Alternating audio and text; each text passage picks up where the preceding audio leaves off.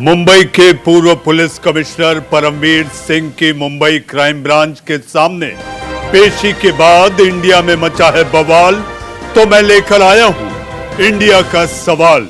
नमस्कार, मैं हूं मनीष अवस्थी, हाजिर हूं आपका अपना पसंदीदा कार्यक्रम इंडिया का सवाल लेकर। आज हम बात करेंगे परमवीर सिंह की, वो परमवीर सिंह जो पिछले 230 दिनों से जांच एजेंसियों के साथ लुका छुपी का खेल खेल रहा था, जो वसूली कांड का किंगपिन है, वो आज सामने आ गया। सबसे पहले न्यूज इंडिया ने आपको बताया था कि परमवीर सिंह जल्द सरेंडर करने वाला है। ऑपरेशन क्रोकोडाइल में 6 दिन पहले ही मैंने आपको बता दिया था कि परमवीर सिंह दिल्ली के 200 किलोमीटर के रेडियस, यानी कि दिल्ली एनसीआर के 200 किलोमीटर के रेडियस के आसपास छिपा हुआ है, दुबका हुआ है। न्यूज इंडिया का एक खुलासा सच साबित हुआ। एक के बाद एक सच सामने आते रहे। परमवीर ने ऑपरेशन क्रोकोडाइल में खुलासों के 150 घंटे के अंदर ही आज मुंबई क्राइम ब्रांच के सामने खुद को सरेंडर कर दिया। परमवीर के सरेंडर की खबर भी आज सबसे पहले हमने ही आपको दी थी।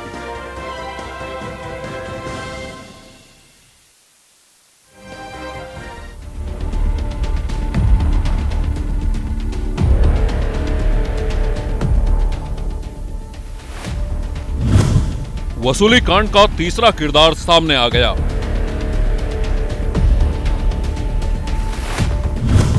वो भगोड़ा जिसकी तलाश थी सामने आ गया।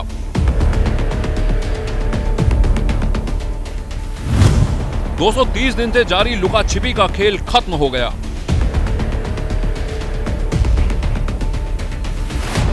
मुंबई का पूर्व पुलिस कमिश्नर परमवीर सिंह माया नगरी आ चुका है। जिसकी तलाश देश भर की जांच एजेंसियों को थी, वो लौट आया है। मुंबई पुलिस में जिसका सिक्का चलता था, वो मुंबई पुलिस के सामने हाजिर हुआ।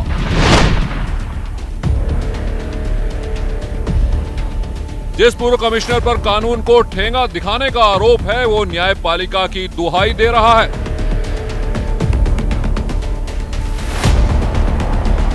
दरअसल परमवीर सिंह ने मुंबई पहुंचते ही कहा, जांच में पूरा सहयोग करेंगे और उसे न्यायपालिका में पूरा यकीन है। मुंबई शहर के पूर्व कमिश्नर परमवीर सिंह, जो मुंबई के कमिश्नर थे, बाद में उनका तबादला होमगार्ड में कर दिया गया। उन्होंने पूर्व गृह मंत्री अनिल देशमुख पर एक आरोप लगाया कि 100 करोड़ की उगाही का उन्हें टारगेट दिया गया था, जो कि मामला अदालतों में है। आरोप लगाने वाला स्वयं फरार हो गया। वजह के नाम से आरोप लगाया गया। वजह कह रहा है कि इस तरह की कोई बात मेरे पास बताने के लिए नहीं। परमवीर को क्यों सरेंडर करना पड़ा, अब ये भी जान लीजिए।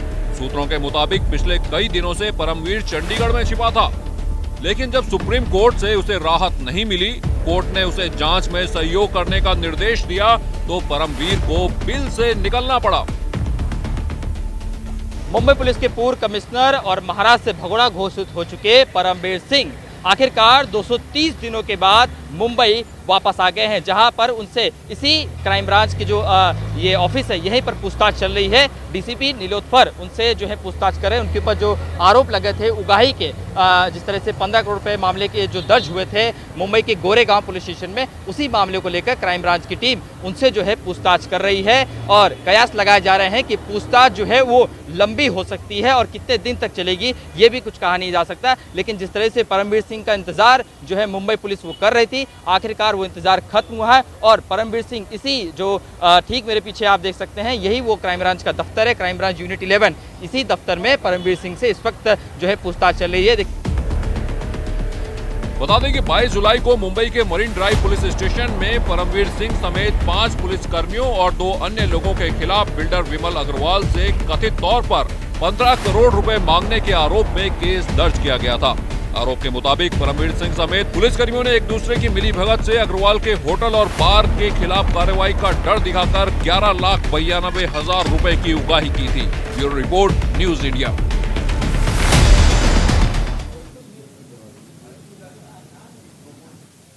तो आपने देखा कि परमवीर सिंह के पराक्रम यानी कि कुख्यात पराक्रम किस तरह से एक एक कर सामने आ रहे हैं, और लगातार इसी कड़ी में इस वक्त की सबसे बड़ी खबर परमवीर सिंह से क्राइम ब्रांच की पूछताछ जारी। पिछले 6 घंटे से परमवीर सिंह सवाल जवाब दे रहे हैं। परमवीर से मुंबई क्राइम ब्रांच के डीसीपी, जी हां, मुंबई क्राइम ब्रांच के डीसीपी नीलोत्पल पूछताछ कर रहे हैं। परमवीर ने आज सुबह क्राइम ब्रांच में किया था सरेंडर।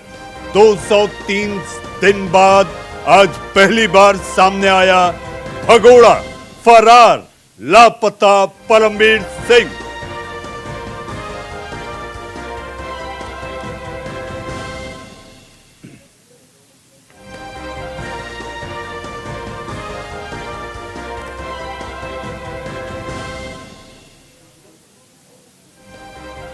इंडिया का सवाल बन चुके परमवीर सिंह को लेकर आज मेरे कार्यक्रम में परमवीर सिंह पर ही चर्चा और बहस करने के लिए मेहमानों का पैनल है। पैनल में आपके टीवी स्क्रीन पर वो जाना पहचाना चेहरा, जी हां, राष्ट्रवादी कांग्रेस पार्टी के प्रवक्ता बृजमोहन श्रीवास्तव जी, हमारे साथ शमशेर खान पठान साहब, जी हां, आप मुंबई पुलिस के पूर्व सहायक पुलिस आयुक्त यानी कि असिस्टेंट कमिश्नर ऑफ पुलिस हैं।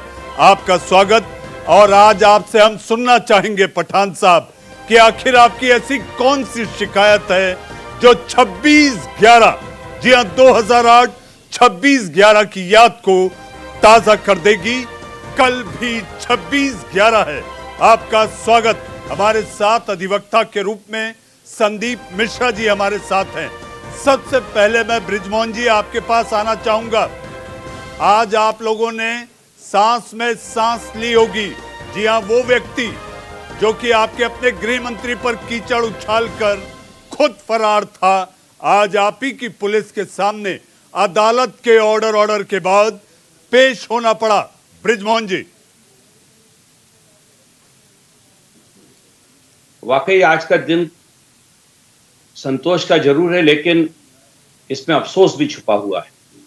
अफसोस इसलिए कि भारत की आईपीएस सर्विसेज के इतने डेजिग्नेटेड ऑफिसर का जो कृत्य देश के सामने आया है, इससे हम लोग भी अपने आप को शर्मसार महसूस कर रहे हैं, क्योंकि इस मुल्क में कानून व्यवस्था बनाने का काम हमारे जाबाज सिपाही लगातार करते रहते हैं, अपनी जान की बाजी लगाते हैं। कई लोग शहीद हो जाते हैं, कई लोगों का बलिदान होता है, और उसमें ऐसा कोई अधिकार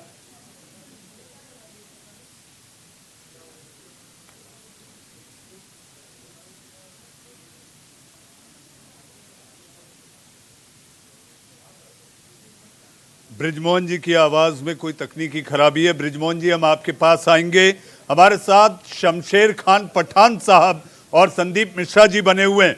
संदीप जी, मैं आपका एक छोटा सा कमेंट लूंगा, क्योंकि अदालत के ऑर्डर आदेश के बाद परमवीर सिंह को आज आखिरकार जाकर मुंबई पुलिस की क्राइम ब्रांच के सामने खुद को पेश करना पड़ा। संदीप जी।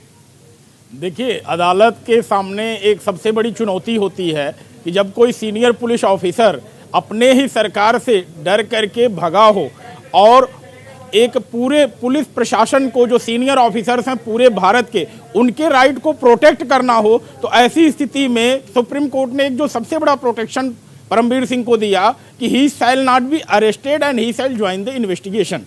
तो परमवीर सिंह कानून से ऊपर नहीं है, कानून की शरण में आए हैं और अब उन्हें जो है मुंबई पुलिस के सवालों का सामना करना पड़ेगा। इसमें एक बात मैं ऐड करूंगा, यहाँ पे हम लोगों की याददाश्त बड़ी कमजोर होती है और बड़ी जल्दी बातों को भूल जाते हैं। अभी कुछ दिन पहले या महीने पहले उत्तर प्रदेश के डीएसपी शैलेश सिंह के वीडियो आए थे जिसमें वो रो रहे थे, आपको याद होगा। उसमें उन्होंने तत्कालीन उत्तर प्रदेश सरकार अखिलेश सिंह यादव, मुलायम सिंह यादव जी के ऊपर आरोप लगाया था कि उनके साथ क्या क्या अत्याचार हुए थे। तो हमें यह समझना होगा कि आज जो घटना हुई है, या सुप्रीम कोर्ट ने जो संज्ञान लिया है, जो अत्याचार डीएसपी शैलेंद्र सिंह के ऊपर हुआ था, इस बात की पूरी संभावना है कि परमवीर सिंह अगर किसी तरह से अरेस्ट हो गए और सुप्रीम कोर्ट का प्रोटेक्शन नहीं मिला होता तो आप ये भी मान के चलिए हो सकता है 26/11 का जो मुंबई हमला था उसमें भी इनको नामजद कर दिया जाता। नहीं तो संदीप जी, क्या ये माना जाए कि जिस तरह से मुंबई पुलिस के एक पूर्व सहायक पुलिस आयुक्त समेत 2 पुलिस अधिकारियों ने गृह विभाग और मुंबई पुलिस कमिश्नर को एक शिकायत भेजी है, जिसमें जो खबर हम आपको बताएंगे, और वो व्यक्ति जिसने खुद शिकायत की है, जिसने खुद लिखा है वो पत्र, जिसमें कि परमवीर सिंह पर संगीन आरोप हैं। संगीन आरोप ये कि अजमल कसाब का हैंडसेट परमवीर सिंह ने खुद के पास ले लिया था, वो भी माल खाने में जब्त होने के बाद। तो ऐसी सूरत में क्या ये छूट भी परमवीर सिंह को मिलती है कि कोई नई एफआईआर उनके खिलाफ नहीं दायर की जा सकती? संदीप जी, ऐसा कोई प्रोटेक्शन नहीं मिल सकता, ऐसा कोई प्रोटेक्शन नहीं मिल सकता कि एफआईआर दर्ज नहीं होगी। FIR, A number of FIR can be registered, कितनी भी एफआईआर चाहे महाराष्ट्र पुलिस कर सकती है, लेकिन उसे अपनी एफआईआर को सब्सटेंशिएट करना पड़ेगा कि क्या उसमें तथ्य हैं, क्या उसमें परिस्थितियां हैं, सारी चीज अगर वो नरेट करते हैं और अगर उसमें कुछ सब्सटेंस नहीं है, कुछ तथ्य नहीं है, तो एफआईआर भी एक तरह से कहें कि यूजलेस होगी, उसका कोई एक तरह से कहें बेनिफिट जो है महाराष्ट्र सरकार नहीं ले पाएगी परमवीर सिंह के खिलाफ जो है। जी संदीप जी, एक और बात अगर सामने देखें आप अदालत के आदेश को, 2 जजों की खंडपीठ ने यह आदेश दिया। उन्होंने ये कहा कि आप जो चाहते हैं कि सारे मामले जो आपके खिलाफ महाराष्ट्र सरकार जांच कर रही है वो सारे मामले सीबीआई को दे दिए जाएं, तो आपको लगता है ये इतना आसान होगा परमवीर सिंह के लिए कि वो अदालत को, उनके वकील अदालत को ये कन्विंस करा ले, उन्हें ये मना ले कि ये सारे मामले सीबीआई को दे दिए जाएं, ताकि परमवीर सिंह को महाराष्ट्र सरकार, महाराष्ट्र पुलिस और जैसा अंदेशा वो जता रहे हैं कि उन्हें प्रताड़ित किया जा सकता है, इससे वो बच पाएंगे? संदीप जी, देखिए, बिना राज्य को सुने हुए माननीय सर्वोच्च न्यायालय कोई भी आदेश पारित नहीं कर सकती है। ऐसी स्थिति में एक चूक तो हुई है महाराष्ट्र सरकार से कि 16 सितंबर का आर्डर था और इसमें पूरी संभावना थी कि परमवीर सिंह सुप्रीम कोर्ट जाते, तो उन्हें एक कैविएट तो डालनी चाहिए थे, जो चूक हुई है महाराष्ट्र सरकार से। उसका खामियाजा हुआ कि जो भी फैक्ट लेकर के परमवीर सिंह प्राइमा फेसाई गए माननीय सर्वोच्च न्यायालय के सामने, उसको मानना पड़ा और उसकी कंटेंट्स अगर सुप्रीम कोर्ट सेटिस्फाई हुई तो उनको अरेस्ट से एक छूट मिली हुई है। अब स्टेट गवर्नमेंट आती है कोई तथ्य लेकर के जो उनके खिलाफ बहुत ही गंभीर है, तो ऐसे चांसेज हो सकते हैं कि जो प्रोटेक्शन अभी इनको मिला हुआ है परमानेंट प्रोटेक्शन नहीं है, ये नियर फ्यूचर में प्रोटेक्शन जो है लिया जा सकता है अगर कोई सब्सटेंस आता है, कोई तथ्य उसमें आता है। जी संदीप जी, आप अगर देखें तो इसमें ये सारा मामला इस समय परमवीर सिंह और महाराष्ट्र पुलिस आमने सामने, तो क्या ये कहा जाए ये पुलिस बनाम पुलिस हो गया? देखिए, ये संघीय ढांचा, कल हम लोग संविधान दिवस मनाएंगे 26/11 को जो है, ये संघीय ढांचा में एक बड़ा ही दांव पेच वाली स्थिति आ जाती है जब राज्य सरकार अपने सबसे पसंदीदा पुलिस ऑफिसर को राज्य में कमिश्नर बनाती है, डीजीपी बनाती है, आईजी बनाती है, और जब वो उसके आदेशों को नहीं मानता है तो जो सेकंड फेवरेबल ऑफिसर होता है उसको जिम्मेदारी दे दी जाती है कि अपने ही सीनियर ऑफिसर के खिलाफ तुम एक्शन लो। क्योंकि परमवीर सिंह कमिश्नर थे, डेफिनेटली ही है वो एक पसंदीदा ऑफिसर रहे होंगे महाराष्ट्र पुलिस के, महाराष्ट्र सरकार के, लेकिन आज ऐसी स्थिति आ गई कि महाराष्ट्र सरकार उन्हीं के खिलाफ एक्शन ले रही है और देखना होगा कि आगे क्या होता है इसमें जो है। महाराष्ट्र सरकार उन्हीं के खिलाफ एक्शन ले रही है, लेकिन आप ये चीज देखिए संदीप जी कि कुल मिला के ये वही अफसर है जो कि गृह मंत्री के अधीन थे, उन्होंने ही गृह मंत्री को कटघरे में खड़ा कर दिया, तो जाहिर सी बात है बचाव के रूप में सरकार को भी अपनी सफाई देनी होगी। और जैसा कि नवाब मलिक और हमारे साथ एनसीपी के प्रवक्ता ब्रिजमोहन जी जैसे ही बोलना शुरू किए थे, इन सब का ये मानना है कि शिकायत करने वाला आखिर फरार क्यों हुआ, अगर उसके आरोपों में दम था तो वो क्यों नहीं रुका। आइए हमारे साथ शमशेर खान पठान साहब जुड़ चुके हैं। शमशेर साहब, आपका बहुत बहुत स्वागत है। बहुत बड़ी खबर, 26/11 के पहले आपने अपनी शिकायत के जरिए मुंबई पुलिस आयुक्त को यह कहा है कि परमवीर सिंह के खिलाफ एक नई एफआईआर यानी कि देशद्रोह की एफआईआर दर्ज होनी चाहिए। इस समय न्यूज इंडिया के दर्शक आपके अपने द्वारा सुनना चाहते हैं पठान साहब कि आखिर आपकी वो शिकायत क्या है और कितना बड़ा गुनहगार कथित तौर पर आपकी शिकायत के आधार पर कह रहा हूं परमवीर सिंह हो सकते हैं? देखिए मनीष जी, ये 26/11 का जो हमला हुआ था, ये हुआ था 2008 में। उस वक्त मैं पायदोनी पुलिस स्टेशन में सीनियर पीआई था। अजमल कसाब को वहां पर पकड़ा गया चौपाटी पर, जो डीबी मार्ग पुलिस स्टेशन के हद्दी में आता है, और वहां का सीनियर पीआई मेरा बैचमेट था एनआर माड़ी। और उस वक्त अजमल कसाब से मोबाइल भी रिकवर हुआ था। रिकवर होने के बाद में परमवीर सिंह वहां पर एटीएस के डीआईजी थे, वो वहां पर इंक्वायरी के लिए फौरन वहां पहुंचे, और पहुंचने के बाद में उन्होंने फिर वहां पर वो पूछताछ की, और जो मोबाइल जो जब अजमल कसाब का था, वो मोबाइल अपने ताबे में लिया कि हम इसकी जांच एटीएस पे करेंगे। तो ऑफिसर ने वो मोबाइल उनको दे दिया। देने के बाद में फिर वो मैटर कुछ दिन एटीएस के पास में रहा। बाद में कुछ दिन के बाद में मैटर हो गया crime branch, Mumbai crime branch में गया। मुंबई क्राइम ब्रांच ने उसकी इंक्वायरी की, लेकिन उस वक्त जो हमारे सीनियर पीआई थे, उनका ये दायित्व बना कि भाई वो मोबाइल जो परमवीर सिंह के पास है वो अब तक के गया कि नहीं। तो उन्होंने क्राइम ब्रांच में इंक्वायरी की, तो मोबाइल वहां नहीं पहुंचा था अजमल कसाब का।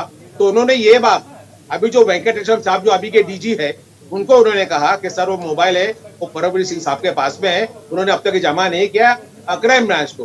तो उन्होंने कहा कि आप जाइए उससे मोबाइल लेके आप वहां पहुंचा दीजिए मुंबई क्राइम ब्रांच को। तो जब वो माली जब उधर गए उसके बाद परमवीर के पास, वो कहा कि सर आपने जो मोबाइल लिया था वो मोबाइल साहब वो क्राइम ब्रांच में देना है। तो उससे गुस्सा हो गए और भगा दिया, गेट आउट, मेरे पास कोई मोबाइल नहीं है बोल के। तो ही वाज शॉक्ड कि ये ऐसा कैसा एक ऑफिसर इस तरह से पलट सकता है। तो उन्होंने फिर आके ये बात वेंकटेश्वर से कही कि बोला साहब वो तो एकदम बिल्कुल चिल्ला के भगा दिया उसे मेरे को। उन्होंने कहा कि आप एक काम कीजिए, ये बात क्राइम ब्रांच को बताइए, क्राइम ब्रांच उनसे मोबाइल हासिल कर लेंगे। और वहां पर माली का रोल खत्म हो गया और साउथ इंडियन का रोल खत्म हो गया। अब उसके बाद में ये बात हमको मालूम थी, क्योंकि हम एक ही जोन में थे, पायदोनी पुलिस स्टेशन, डीबी मार्ग पुलिस स्टेशन एक ही जोन में थे, और आपस में हम लोग एक्सचेंज करने के ये क्या क्या डेवलपमेंट हो रहे 26/11 में। तो वो हिसाब से सब बातें आपको मालूम पड़ी, मुझे नहीं, सबको मालूम पड़ी थी बात की। अब जब इसका ये जो घिनौना चेहरा जो बाहर आया, ये भगोड़े का, ये कितना भ्रष्ट आदमी है और कैसा कैसा पैसा कमाया। जो आदमी एक बम की गाड़ी हमारे घर के बाहर आके पैसा निकालना चाहता है, ये कितना बड़ा क्रिमिनल है ये। तो ये आदमी ने डेफिनेटली वो मोबाइल का भी कुछ घपला किया होगा। तो मैंने वापिस जुलाई इस साल के मैंने मारी से पूछा, मैंने मारी वो मोबाइल मिला क्या, मोबाइल रिकॉर्ड में आया?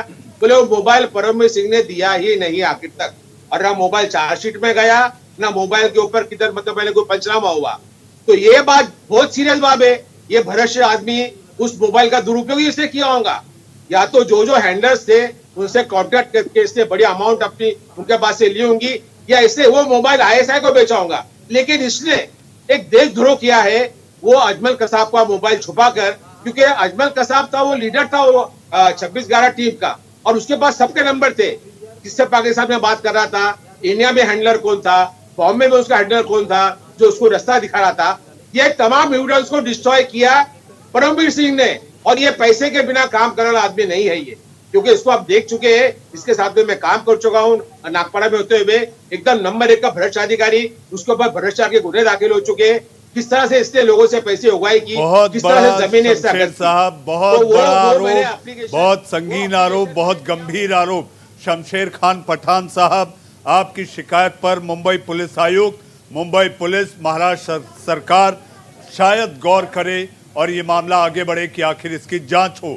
हमारे साथ वेद भूषण साहब, जी हाँ, दिल्ली पुलिस के आप पूर्व सहायक पुलिस आयुक्त रह चुके हैं।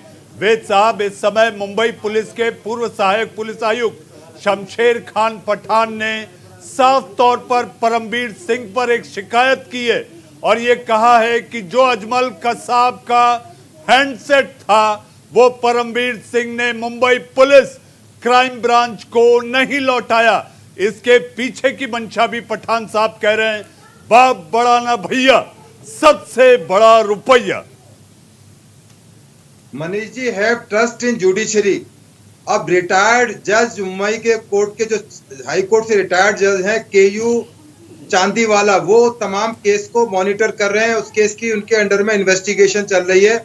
और संजीव पलांडे साहब जो कि अपनी ईमानदारी के लिए मुंबई पुलिस में जाते हैं, वो उस केस को एसआईटी को हेड कर रहे हैं। तो हम सभी को इंतजार करना चाहिए कि उसका आउटकम क्या निकल के आता है, इन्वेस्टिगेशन के बाद क्या निकलता है, क्योंकि ये मामला तब जो परमवीर सिंह थे, किसी टाइम आपको याद होगा सुशांत राजपूत केस के अंदर ये ब्लू आई बर्ड हुआ करते थे महाराष्ट्र गवर्नमेंट के। अनिल देशमुख जिस तरह से उनके मुंह थकते नहीं थे उनकी तारीफ के अंदर, ये मामला तब शुरू हुआ जब परमवीर सिंह ने अनिल देशमुख के खिलाफ करप्शन के एलिगेशन लगाए। उसके बाद ये सारा पिटारा खुलता चला गया, जो आज तक कभी नई नई चीजें निकल कर आ रही हैं आई। अब आपको सुप्रीम कोर्ट में जो व्हाट्सएप चैट उन्होंने परमवीर सिंह के एडवोकेट्स ने रखी, उसमें जो एसएन पांडे डीजी थे उस टाइम के, उन्होंने इसमें व्हाट्सएप में कहा था कि अपनी कंप्लेंट वापस ले लो, सब ठीक हो जाएगा। इसी को आधार मानते हुए सुप्रीम कोर्ट ने उनको एक रियायत दी, एक प्रोटेक्शन दिया कि उनको अरेस्ट ना किया जाए। तो ये अभी जल्दबाजी होगी कि हम, क्योंकि उसमें उस टाइम भी एनसीपी के होम मिनिस्टर थे और आज भी एनसीपी के होम मिनिस्टर हैं। स्टेट गवर्नमेंट की जो पुलिसिंग है वो तमाम होम मिनिस्टर के अंडर होती है। यदि न्याय ही चाहिए तो इसकी इन्वेस्टिगेशन सेंट्रल एजेंसी से, सीबीआई से, एनआईए से कराया जाए, क्योंकि अभी भी शक की गुंजाइश है कि शायद वहां पर कुछ न कुछ गड़बड़ हो सकती है, क्योंकि उन्हीं की पार्टी के, एनसीपी पार्टी के होम मिनिस्टर फिलहाल वहां पर काम कर रहे हैं। तो ऐसे में न्याय की उम्मीद शायद कुछ धूमिल हो जाती है, परंतु इसमें कोर्ट क्योंकि अभी इसमें तमाम चीजें कोर्ट के मॉनिटर के अंदर है। बिल्कुल नहीं। मामला क्या हुआ है, महाराष्ट्र पुलिस सक्षम है, महाराष्ट्र पुलिस इंक्वायरी करेगी, मामले पे इंक्वायरी करेगी। नहीं, सक्षम के लिए नहीं है, कह रहा खान बिल्कुल नहीं, आप सुनिए, क्यों गिरफ्तार नहीं किया उसको? इन्होंने गिरफ्तार क्यों नहीं किया मनसुख हिरेन केस में? इन्होंने क्या एफर्ट्स किया उसको पकड़ने के? मैं बॉम्बे पुलिस पूरा मनसुख हिरेन का पूरा सूत्रधार मुंबई पुलिस पर एनआईए सपोर्ट कर रही, अमित शाह सपोर्ट कर रहा उसको। पठान साहब सपोर्ट करना चाहते हैं आप? सुनने का मादा रखते रिटायर्ड एसीपी होते हुए आप उनको बाहर भेजे दिल्ली में, अमित शाह के बाहर। राजनीतिक संरक्षण, खादी राजनीतिक संरक्षण पहले से होता है। मचा बवाल तो मैं लेकर आया हूं इंडिया का सवाल। अब वक्त है एक छोटे से ब्रेक का। ब्रेक के बाद ये गर्मा गर्म बहस, यानी कि कीचड़ उछाल जिस तरह से महाराष्ट्र में खादी और वर्दी के बीच चल रहा है, लगातार जारी है। आप लोग कहीं मत जाइए।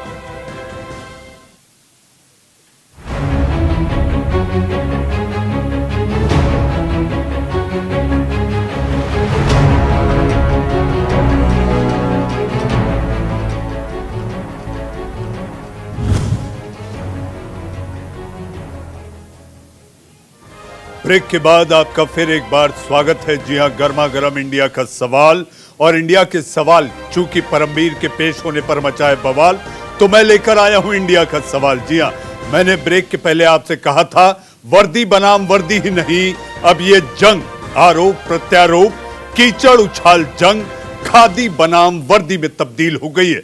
कुछ दिन पहले मैंने जब परमवीर सिंह मामले में महाराष्ट्र के कद्दावर मंत्री नवाब मलिक से बात की थी, तो उन्होंने परमवीर मामले को केंद्र सरकार की ओर उछाल दिया था। इसके अलावा यही नहीं तो बीजेपी नेता राम कदम ने भी महाराष्ट्र में जमकर सियासत होने की बात कही। जब मैंने बीजेपी नेता राम कदम से बात की तो उन्होंने कहा महाराष्ट्र को कैसे घेरा, यह भी सुनिए। और इसके साथ साथ कांग्रेस के नेता संजय निरुपम, जी हां, तिपैया सरकार है महाराष्ट्र की, और ऐसे में कांग्रेस के वरिष्ठ नेता संजय निरुपम ने क्या कहा, तीनों नेताओं को एक के बाद एक आप सुने, फिर हम लौटेंगे अपनी बहस पर। नवाब जी, चूंकि परमवीर सिंह को लेकर एक अदालत ने भगोड़ा घोषित कर दिया है, लापता है, आपको कोई जानकारी? आप तो सरकार है, आप देखिए महाराष्ट्र में वे वरिष्ठ मंत्रियों में आप, महाराष्ट्र में वो नहीं है। जब पहली बार उन्हें बुलाया गया तो वो हरियाणा में मैं तबीयत ठीक नहीं, इस तरह से उन्होंने जवाब दिया था। अब हरियाणा से वो कहाँ गायब हैं? लगातार चांदीवाल कमीशन भी उन्हें सम्मन कर रहा है, नहीं आ रहे हैं। वारंट निकाला जा रहा है, वो नहीं आ रहे हैं, वो मिल नहीं रहे हैं, महाराष्ट्र के सीमा में नहीं है, और निश्चित रूप से वो कहीं ना कहीं देश में है। कहाँ है ये केंद्र सरकार को पता होगा। सवाल केवल मात्र इतना ही है, परमवीर सिंह जिस पल तक, जिस वक्त तक इस सरकार पर अपराध आरोप नहीं लगा रहा था, उस समय ये परमवीर सिंह का लाडला था। तो उस समय लाडला क्यों था? उस समय ये क्यों नहीं कह रहे थे परमवीर सिंह हमारा है? और परमवीर सिंह हमारा आदमी होता तो क्या वे उसको मुंबई का पुलिस कमिश्नर बनाते? मुझे लगता है परमवीर सिंह या अनिल देशमुख वाले प्रकरण में जो चुनौती सरकार के सामने आई है, सरकार ने बड़ी पारदर्शिता के साथ उससे निपटने की कोशिश की। आज अनिल देशमुख जो हमारे गृह मंत्री थे उनके ऊपर एक आरोप लगा और उस आरोप के तहत वो जेल में हैं। लेकिन जो आरोप लगाने वाला व्यक्ति वो मुंबई का पुलिस कमिश्नर, एक सीनियर आईपीएस ऑफिसर जो ठाणे का भी कमिश्नर, मुंबई में वर्षों तक वो डीसीपी, एडिशनल सीपी वगैरह काम कर चुके। आज निकल के आ रहा है कि ये व्यक्ति स्वयं एक हफ्ताखोरी का रैकेट चलाता था। वर्दी तो संविधान की होती है, लेकिन यहां पर खादी ने उसे तेरा अफसर और मेरा अफसर में बदल दिया। जी हां, हम लौटते अपने मेहमानों की ओर। हमारे साथ शमशेर खान पठान साहब, वेद भूषण साहब, संदीप मिश्रा जी अधिवक्ता हमारे साथ हैं। पठान साहब, मैं आपके पास आना चाहूंगा। जी हां, कल 26/11 है। मत छुओ इन दुखती रगों को, ये जख्म फिर जलने लगेगा। मत पुकारो उन क्षणों को, ये जख्म रह रहकर रिसने लगेगा। क्या कल आप महाराष्ट्र सरकार के बड़े नेताओं को जाकर फिर एक बार दरवाजा खटखटाएंगे कि मेरी शिकायत अब भी पेंडिंग है, परमवीर सामने आ चुका है, इस पर कार्रवाई हो? पठान साहब। नहीं, मैंने कई टीवी चैनल्स में इंटरव्यू दिए और मैंने कहा कि आज के आज में उसे 26/11 के गुनाह में गिरफ्तार करना चाहिए। ये मैंने तमाम मीडिया में मैंने आज कहा, क्योंकि 26/11 में उसे कोई प्रोटेक्शन नहीं मिला है। जो केसेस दाखिल है उसी में प्रोटेक्शन उसको मिला है कि गिरफ्तार न किया जाए and he will cooperate with the investigation. लेकिन 26/11 का जो नया मामला है, नए मामले में उसको प्रोटेक्शन नहीं है। अगर इस सरकार को थोड़ी भी शर्म है, होम मिनिस्टर को शर्म है, तो वो फौरन उसे आज के आज में मेरे इस केस में गिरफ्तार करे और नया केस दाखिल करने की जरूरत नहीं है। उसी 26/11 में उसे गिरफ्तार करे। अभी जिस तरह से इन्होंने मेरे लेटर को कल बम बना के बाहर भेजा है, अब वो बम को अभी फोड़िए और परमवीर सिंह को गिरफ्तार कीजिए, मेरी मांग है। ये देशद्रोही है जिसने अजमल कसाब का वो जो सीक्रेट है बेचा है, आईएसआई को बेचा, मेरा कहना है। अगर आप इसे पकड़ते हैं, गिरफ्तार करते हैं, तमाम कड़ियां खुल जाएंगी कि इसने वो मोबाइल किसको बेचा है। ये विद अल्टरनेट मोटिव उसे मोबाइल छुपाया है। और पहला एविडेंस है डिस्ट्रॉइंग ऑफ द एविडेंस। हमारे आईपीसी में धारा है डिस्ट्रक्शन ऑफ द एविडेंस। इसने ये तो प्राइमरी फेसी किया है, किस इंटेंशन से किया है, ये इंटेंशन जब उसको खाकी दिखाई जाएंगी वो सब बातें बताएगा और मकोका उसको लगेगा और मकोका में उसे बेल होने वाली नहीं है। तो इसे 26/11 के मैटर में आज गिरफ्तार करना चाहिए। अगर इस सरकार में शर्म है और वलसे पाटिल जैसे वीक होम मिनिस्टर में अगर शर्म है, और शरद पवार साहब बहुत बड़ी बात की है, मैं अनिल देशमुख का बदला लूंगा, एक मिनट का बदला लूंगा।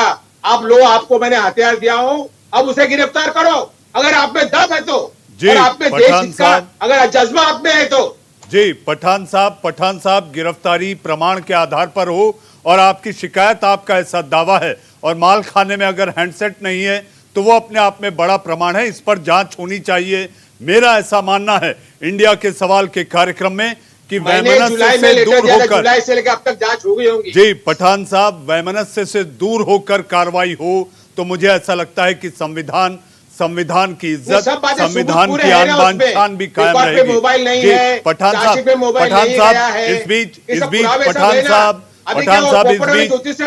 परमवीर सिंह मामले में सबसे बड़ा गवाह विमल अग्रवाल है। उससे भी मैंने बातचीत की, आखिर उसने क्या कहा और परमवीर पर क्या बड़े खुलासे किए, जरा आप भी सुन लीजिए।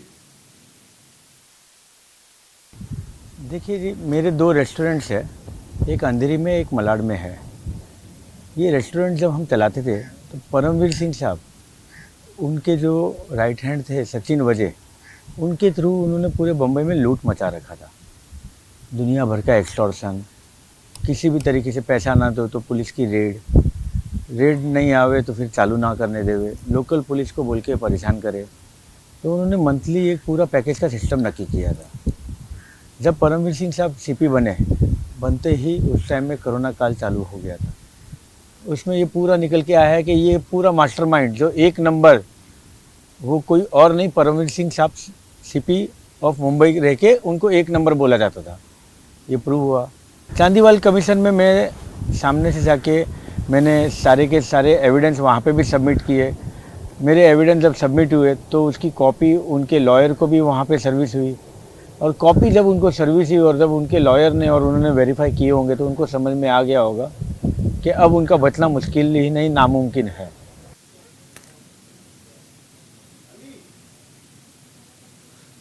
जी हाँ, मेरे साथ इस पैनल पर दो पूर्व पुलिस सहायक पुलिस आयुक्त हैं और नंबर 1 किसे कहा जाता है पुलिस की भाषा में, जिसे किंग भी कहते हैं, आप दोनों जानते हैं। नंबर 1 का जिक्र भी विमल अग्रवाल ने किया कि आखिर नंबर 1 का नाम लेकर किस तरह से सचिन वाजे उगाही करता था और एक नहीं दो नहीं सारे मुंबई के होटल, रेस्टोरेंट, बड़े बड़े 5 सितारा होटल, वहां से कैसे वसूली की जाए इसकी पूरी साजिश भी रची जाती और इसका मास्टरमाइंड कोई और नहीं, जी हाँ विमल अग्रवाल कह रहे हैं, वो परमवीर सिंह है। हमारे साथ संदीप मिश्रा जी अधिवक्ता हैं। ट्राइडेंट में रहता था, तो ट्राइडेंट की चाय हम पी नहीं सकते हैं, उसका वहां पर रूम बुक था ये परमवीर सिंह के अंडर में। जी पठान साहब आऊंगा आपके पास, हमारे साथ संदीप मिश्रा जी हैं, अधिवक्ता है। संदीप जी, सर्वोच्च अदालत का जो आदेश है, जो ऑर्डर है, वो ऑर्डर 6 दिसंबर तक अंतरिम राहत की बात कर रहा है। ऐसे में क्या परमवीर सिंह छुट्टा घूम सकते हैं? क्या जांच एजेंसियों पर ऐसी कोई बंदिश है कि आप केवल दिन भर में 8 घंटे, 10 घंटे, 12 घंटे पूछताछ कर सकते हैं? क्या इस ऑर्डर का लब्बो-लुबाब अगर देखें तो हम ये चाहेंगे कि इंडिया का सवाल देख रहे दर्शकों के लिए आखिर हमारी सर्वोच्च अदालत ने क्या कहा है, क्या हिदायत दी है और कितना बड़ा अंतरिम कवच परमवीर के लिए? देखिए, यहाँ पे 3 पक्षकार हैं। एक महाराष्ट्र सरकार खुद है, दूसरी महाराष्ट्र पुलिस है और तीसरी सीबीआई है। तीनों को में से कोई भी उस समय अवेलेबल नहीं था, इसलिए इंटरिम प्रोटेक्शन मिली हुई है परमवीर सिंह जी को। परमवीर सिंह जी को, जैसा आपने पूछा मेरे से कि कितनी देर पूछताछ की जा सकती है, कोई रिस्ट्रिक्शन नहीं है, लॉ में कोई रिस्ट्रिक्शन नहीं है। आईओ की एब्सोल्यूट पावर है कि वो 2 घंटे पूछता है, 4 घंटे पूछता है या 10 से 12 घंटे तक सवाल करता है, इस पे कोई रिस्ट्रिक्शन नहीं है। परमवीर सिंह जी से सवाल पूछे जा सकते हैं, लेकिन एक मिस एडवेंचर किया जा सकता है, जैसा कि अभी आप मुंबई हमले की बातों को जोड़ करके देख रहे हैं कि नई एफआईआर करी जा सकती है कि नहीं करी जा सकती, डेफिनेटली करी जा सकती है। और ऐसी सिचुएशन में अगर मिस एडवेंचर किया जाता है कोई भी महाराष्ट्र पुलिस के द्वारा, तो इस बात की पूरी संभावना है कि सुप्रीम कोर्ट के सामने भी ये बात आएगी कि हमारे ऑर्डर को कंप्लायंस नहीं किया गया, बल्कि उसको एक कलर दे करके हमारी बात को काटने के लिए एक नई एफआईआर दर्ज की गई है। क्योंकि मुंबई हमले के आज इतने सालों बाद आज जब पुलिस का प्रोटेक्शन 22 तारीख को मिल गया सुप्रीम कोर्ट का, तब जाकर के आपको याद आ रहा है कि परमवीर सिंह के पास एक मोबाइल पड़ा हुआ था कसाब का। इतने दिन आप कहां थे? जनता तो सवाल पूछेगी ना सबसे कि भाई आप परमवीर सिंह को आपने पुलिस कमिश्नर बना दिया, सारी जिम्मेदारी दे दी, उसके पास कसाब का मोबाइल था और इतनी बड़ी जिम्मेदारी वाली जानकारी आप इतने दिन तक छुपा के बैठे हुए थे, इस पर तो सवाल उठेगा। अब देखिए, यहां पर परमवीर सिंह के सामने एक ही रास्ता है कि जो भी मुंबई पुलिस जब बुला रही है, जहां भी बुला रही है, इन्वेस्टिगेशन ज्वाइन करनी है।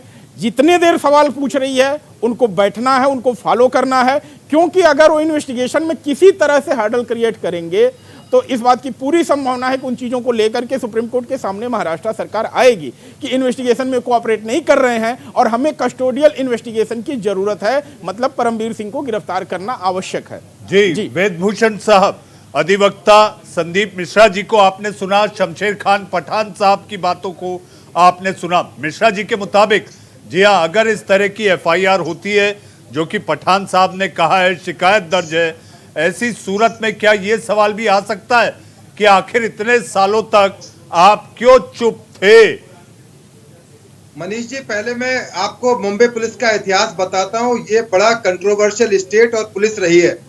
आर.एस. शर्मा तेल की घोटाले के अंदर अरेस्ट हुए, सुप्रीम कोर्ट में मकोका लगाकर उनको भेजा गया, जेल भेजा गया।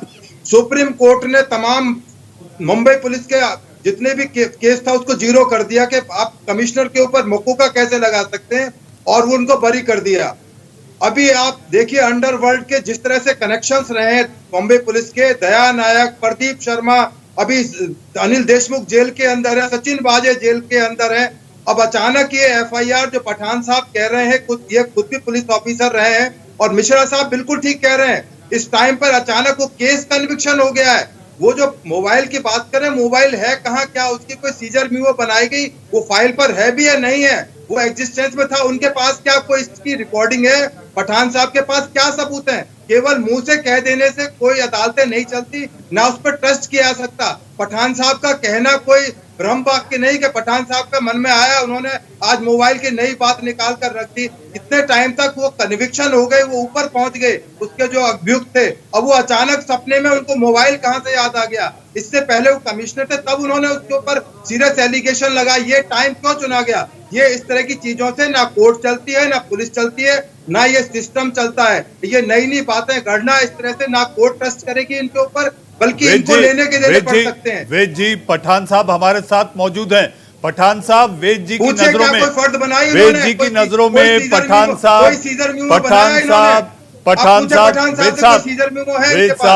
वेद साहब आता हूं आपके पास। पठान साहब, वेद साहब जो कि दिल्ली पुलिस के पूर्व सहायक पुलिस आयुक्त यानी आप दोनों एक पद पर रहे हैं, इनका ऐसा मानना है कि आपकी जो कहानी है, जो शिकायत है, ये मनगढ़ंत है, इसका सूत न कपास, जुलाहों से लठी लठा। ये दिल्ली बैठे क्या इन्हें पता मुंबई का?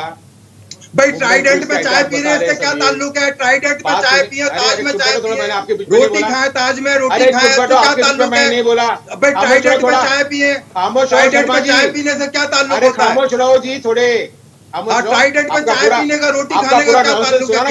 आप एविडेंस पे बात कीजिए, पुलिस ऑफिसर है। सुना, बोलने दो ना मुझे, आपको नॉनसेंस सुना ना पूरा मैंने। अब बोलिए, क्या सबूत है आपका? बताइए। सुना मैंने पूरा, अब जवाब तो लो। बोलिए। सुनिए मनीष जी, ये मामला 2008 का है। उस टाइम पे ये बातें हुई थी जब हम सब सीनियर पे मिलते थे, और वो बात उसी वक्त खत्म हो चुकी थी कि भाई मोबाइल उनके पास में है, मोबाइल क्राइम ब्रांच में गया नहीं। अब मामला, फिर वो केस चला, हमने वो मामला का फॉलो अप नहीं किया। मेरे अंडर में पोल्यूशन में वो मैटर नहीं था, मैं पायदुनी में था, और मैटर जो था वो डीबी मार्ग पोल्यूशन का था। लेकिन अभी 5-6 महीने पहले जब परमवीर सिंह का जो घोरना चेहरा जब बाहर आया कि यह आदमी पैसे के लिए कुछ भी कर सकता है, और जो किया सबके सामने आ गया, तब मैंने माली से पूछा, अरे वो मोबाइल मिला के नहीं? तभी जुलाई में पूछा, उसने कहा कि मोबाइल अभी तक के भी नहीं मिला, चार्जशीट में मोबाइल नहीं गया। और जब मुझे मालूम पड़ा उसके बाद में मैंने बात उठाई है कि ये आदमी ने वो मोबाइल ट्रायल कोर्ट को क्यों नहीं बताई बातें? ट्रायल कोर्ट को क्यों नहीं बताई बातें? ट्रायल कोर्ट को क्यों नहीं बताई बातें कि मोबाइल अरे भाई आपके कहने पर नहीं चलता सिस्टम, ये अदालतें आपके कहने पर नहीं चलती, आपका दिमाग साहब आपके कहने पर नहीं चलती। बात सुनो, ट्रायल के टाइम पे मैं नहीं था उधर, ये मामला अभी 5 महीने पहले का मामला है। ये जो सामने आया और वही लिख के हमने दिया। आपका कहना जीरो हो गया, जोड़ दो। आपका कहना मामला उठाया, ये 5 महीने पहले पूछने के बाद में उठाया कि वो मोबाइल रिकॉर्ड पे नहीं गया, वो मोबाइल क्राइम ब्रांच में नहीं गया। भगवान नहीं है, आप भगवान नहीं है। परमवीर की वकीली कर रहे हैं, आप परमवीर के वकील बन चुके हैं, ये मुझे लग रहा है। लेकिन मैं जो बात कर रहा हूँ, पठान साहब, वेद साहब, पठान साहब, वेद साहब, आप दोनों संविधान के रक्षक हैं। पठान साहब, वेद साहब, व्यक्तिगत होने से बेहतर है कि हम संविधान के दायरे में रहकर शाब्दिक मर्यादा का पालन करें। इस बीच पठान साहब, वेद साहब, मेरे पास एक और खुलासा, जी हाँ, परमवीर मामले में खुलासा करने वाले बुकी यानी कि क्रिकेट बुकी सट्टेबाज सोनू जालान से मेरे सहयोगी शुभम पांडे ने बात की। जरा सोनू को भी सुनिए। मुंबई पुलिस के पूर्व कमिश्नर परमवीर सिंह के ऊपर शिकायत दर्ज करने वाले शिकायतकर्ता सोनू दलाल इस वक्त हमारे साथ है। सोनू जी, आपने जो आरोप लगाए थे, आपको लगता है कि परमवीर सिंह चंद मिनटों की दूरी पर यहाँ पर पूछताछ के लिए शामिल हुए हैं, 230 दिन बाद हैं, क्या था पूरा मामला, क्या आरोप आपने उस वक्त लगाया था? परमवीर सिंह जो है सबसे बड़ा एक्सटॉर्शनिस्ट है, उसने सारे गैंगस्टर्स को इसके लिए मारा या पकड़वाया ताकि उसको खुद वो मोनोपोली मिल जाए एक्सटॉर्शन करने में, कि वो खुद एक्सटॉर्शन कर सके वर्दी के पीछे रह के। 2018 में जब एक थाना कमिश्नर था तो इसने काफ़ी ऐसे केसेस किए रवि पुजारी को लेके, सारे झूठे केसेस, जिसमें इस कॉमन एलिमेंट था रवि पुजारी, कि रवि पुजारी किसी को फ़ोन करता है, धमकाता है, फिर पैसे मांगता है। ये लोग उन बंदों को लेकर आते हैं और बोलते हैं अगर तुमने हमें पैसे नहीं दिए तो हम तुम्हें रवि पुजारी का शागिद बता के तुम्हें अरेस्ट कर लेंगे, तुम्हें मौका लगा देंगे, जो इसने मेरे साथ किया था। क्या कितने रुपए की मांग हुई थी उस वक्त आपके साथ 2018 में? इस चोर ने मुझसे उस वक्त 10 करोड़ रुपए मांगे थे परमवीर। जी आप सुन रहे थे क्रिकेट बुकी को, जो ये कह रहा था कि आखिर परमवीर सिंह को क्यों न बुक किया जाए।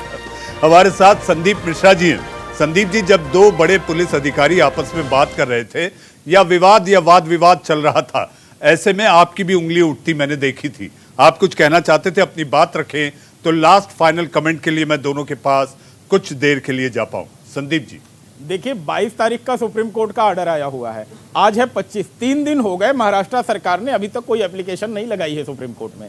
ये एक सवाल पैदा करता है दिमाग में कि क्या जो बातें अभी हो रही हैं केवल लिप सर्विस है या इसमें कुछ सब्सटेंस भी है, क्योंकि जो आरोप लग रहे हैं वो राष्ट्रीय सुरक्षा से जुड़े हुए हैं।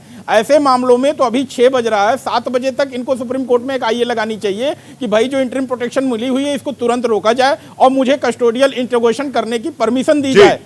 जी मिश्रा जी, आपने बड़ी बात कही है कि अगर महाराष्ट्र सरकार और महाराष्ट्र सरकार का गृह विभाग, हालांकि मेरी जानकारी है कि मुंबई पुलिस के जॉइंट कमिश्नर क्राइम मिलिंद बारंबे ने, जी हाँ, महाधिवक्ता महाराष्ट्र के, उनसे कानूनी राय ली है। गृह विभाग भी उनसे राय ले रहा है। पठान साहब, लास्ट कमेंट, फिर मुझे वेद जी का कमेंट चाहिए। पठान साहब, देखिए, मैंने मेरी कंप्लेन 26/7 को दी है, आज से 5 महीने पहले। जो तथ्य मेरे पास थे, जो प्रूफ मेरे पास थे, मैं लेटर में पूरे के पूरे लिख के मैंने दिया हूँ। मैंने कभी नहीं कहा कि उस पर जोरों में कार्रवाई करो। मैंने कहा कि सर, मैंने सीपी साहब को मैंने बाय लेटर दिया, मैंने कहा कि पूरी इंक्वायरी कीजिए आप, और इंक्वायरी करने के बाद में इसमें तथ्य के मुद्दे जो है इसके आप बाकी लोग के स्टेटमेंट रिकॉर्ड करके आप कार्रवाई करो। मैं 5 महीने चुप क्यों बैठा था? ताकि वो इंक्वायरी करे। मैंने कभी ना प्रेस में कभी बोला, मैंने कभी कहा कि उसे गिरफ्तार करो। लेकिन कल से जब मीडिया में आ गया है, इसका मतलब ये है कि मुंबई पुलिस ने उसमें कार्रवाई करने का ठान लिया है, इसलिए ये बात प्रेस को लीक हुई है।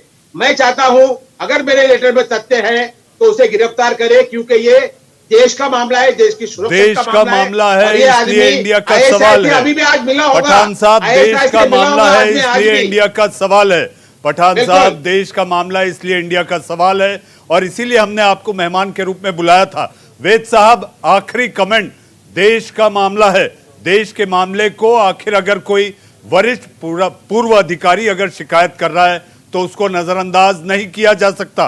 वेद साहब, मिश्रा जी ने बिल्कुल एक लॉजिक और कानूनी बात रखी थी। अचानक मिस एडवेंचर पर जाना, 13 साल बाद एक हियर से एविडेंस के, वो मैं तो नहीं था, दूसरे वाला आईओ था, उसने ये किया था। वो खुद नहीं कह रहे हैं। एक जो बुकी है वो खुद चोर है, वो बता रहा है कि मैं तो चोरी करता हूं, मैं तो बुकी हूं, मैं तो गड़बड़ करता हूं। तो परमवीर के और दूसरा आदमी बड़ा चोर है, मैं छोटा चोर करते हैं। ये कहना चाहता है कि मैं खुद तो चोरी करता हूं, मुझे चोरी करने में वो मदद करते हैं, नहीं करते। तो ये एविडेंस पर नहीं होते। ये इस तरह की कोई दलील नहीं करती। यदि उनको लगता है कि उनकी बात सही है तो कोर्ट में जा सकते हैं, वो अदालत में जा सकते हैं। पठान साहब, वेद साहब, संदीप मिश्रा जी, शमशेर खान पठान साहब, वेद साहब, शमशेर खान पठान साहब, संदीप मिश्रा जी, आप इंडिया के सवाल कार्यक्रम में आए। आप सभी का बहुत बहुत धन्यवाद। जी, आप तीनों आए, आपने अपनी राय रखी, अपनी बातें रखी, आप तीनों का बहुत बहुत धन्यवाद। लेकिन जाते जाते मैं केवल इतना कहना चाहूंगा, परमवीर पेश हुए हैं, बात निकली है तो दूर तलक जाएगी। इंडिया के सवाल कार्यक्रम में आज के लिए बस इतना ही। अब वक्त है एक छोटे से ब्रेक का।